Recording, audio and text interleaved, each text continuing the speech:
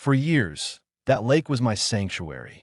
My grandfather built the dam with his bare hands, not for profit but for peace. Then the HOA came. Without asking, they built 35 luxury homes on my shoreline. I warned them again and again, but they laughed at me, mocked me, told me I was just a relic, until the day the clouds darkened and I walked toward the dam controls and opened it. I didn't destroy their homes. The water did. The lake had been in my family for generations. My grandfather dammed the valley back in the 1930s after a massive flood destroyed half our farmland. That lake, born from tragedy, became our lifeblood. It wasn't just water, it was history, it was memory. It was ours. After my parents passed, I inherited the land, 400 acres of forest, shoreline, and the dam itself. I built a small cabin just above the south slope. No internet, no neighbors, just me, the lake, and silence. That all changed the day the HOA arrived. A company called Silvercrest Communities bought up parcels of land nearby. I didn't think much of it at first. Developers come and go. But within months, bulldozers were flattening the trees right up to the shoreline. When I drove down to ask what was going on, a smug man in sunglasses told me I was lucky to have a view of their new lakefront homes. My lake, I replied coldly. You don't own this water line. He waved a paper in my face, a plat map that outlined their property right up to the edge of the water. You're welcome to walk around, he chuckled. But don't get in the way. Our buyers are expecting a private beach feel. I tried to warn them. I brought documents proving my ownership of the dam and water rights. I called the county. I even got a lawyer to send a cease and desist. But they didn't care. The HOA, which had somehow appointed itself as Lakefront Management, began issuing me violations for abandoned structures, for unauthorized fishing, for the audacity to moor my rowboat on the shore, my shore. One day, I found a bright red notice nailed to a tree beside my cabin. Due to repeated noncompliance, your structure is subject to review and potential removal by the HOA board. That was my breaking point. But I didn't yell. I didn't fight. I simply got quiet. I spent the next 2 weeks collecting everything I needed from the county archives, the dam's blueprints, the emergency bypass protocols, the floodplain documentation. And the most important piece, the legal right to control water levels granted to my grandfather in 1939. Then I waited. I waited until after the 35th home was completed. They threw a grand lakefront gala with champagne, fairy lights, and a string quartet playing under the stars. I sat on my porch, watching the whole thing from across the lake like a ghost. That night, a woman from the HOA, Madison, their president, walked over to my cabin with 2 board members.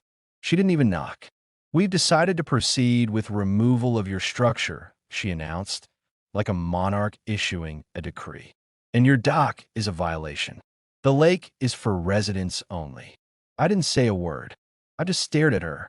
She glanced at my silent dam in the distance and said, with a smirk, "You don't scare anyone, old man." I smiled politely. "You want to move those fancy lounge chairs off the sand," I replied. The lake has a habit of reminding people who it belongs to. They left laughing. The next morning, I checked the forecast. Rain.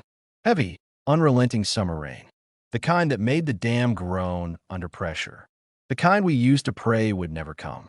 The perfect kind. By 3 p.m., dark clouds gathered over the valley. Wind began to cut through the trees. The homes looked delicate from a distance.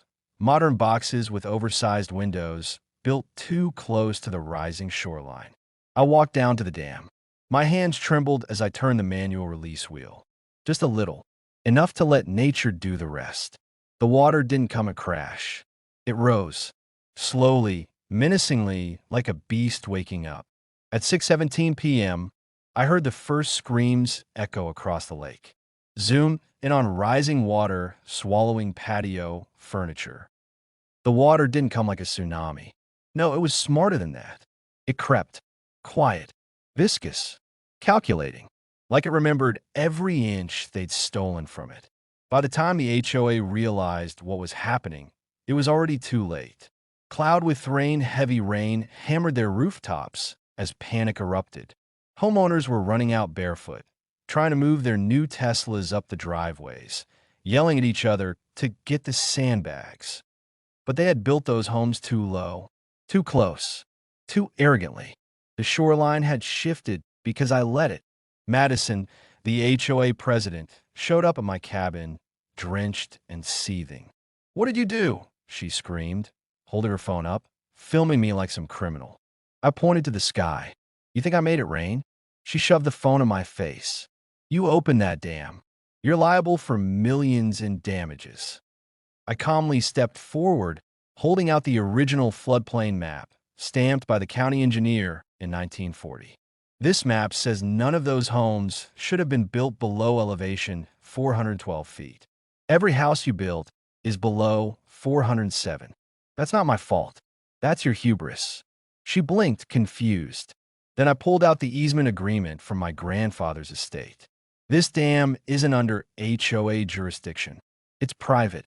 And legally, I can drain or raise this lake as long as I notify the county and follow safety protocol. She stopped filming. "You're bluffing." "Am I?" I nodded toward a sheriff's cruiser pulling up behind her on the muddy trail. The officer, a tall guy named Leland who I grew up with, stepped out. Madison rushed over to him, ranting about property damage, negligence, criminal charges. He just listened quietly. Then he turned to me. "You followed protocol, Mr. Fields?" I nodded. 3 notifications. 2 signed acknowledgments from the county engineer. 1 from your office. He turned back to Madison. "He's within his rights." Silence. Her face twisted, but she knew she couldn't win that round. Yet she wasn't done. "You'll pay for this. We'll sue. The HOA owns half that shoreline.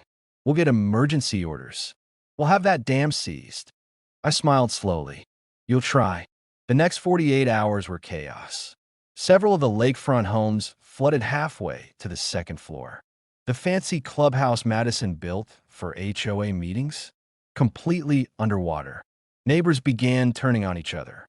"You said this was safe," one woman shouted at her husband while dragging a soaked suitcase up the road. Another man accused the board of falsifying flood maps to make properties look more valuable.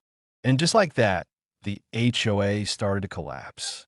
Homeowners began filing lawsuits against their own board. Madison disappeared from public view. The Silvercrest Development Company pulled out of Phase 2 and put the lots up for auction. Then came the insurance companies.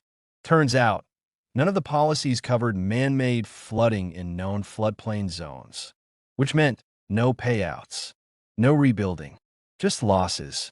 A month later, I received a letter from Madison's lawyer demanding I cease all manipulations of the dam until a neutral authority can be appointed.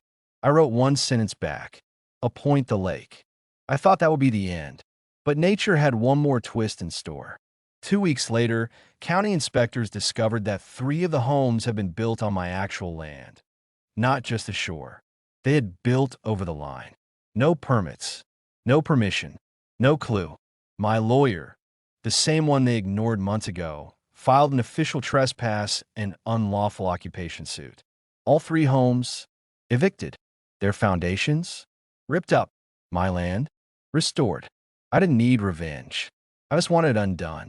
But now, I had something better: peace. The lake is quiet again. The birds returned.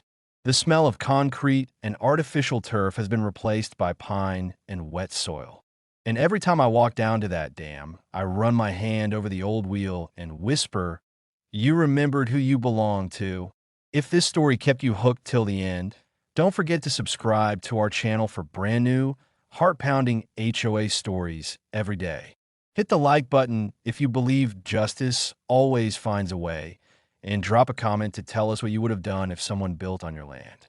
More true feeling, emotional stories coming up next.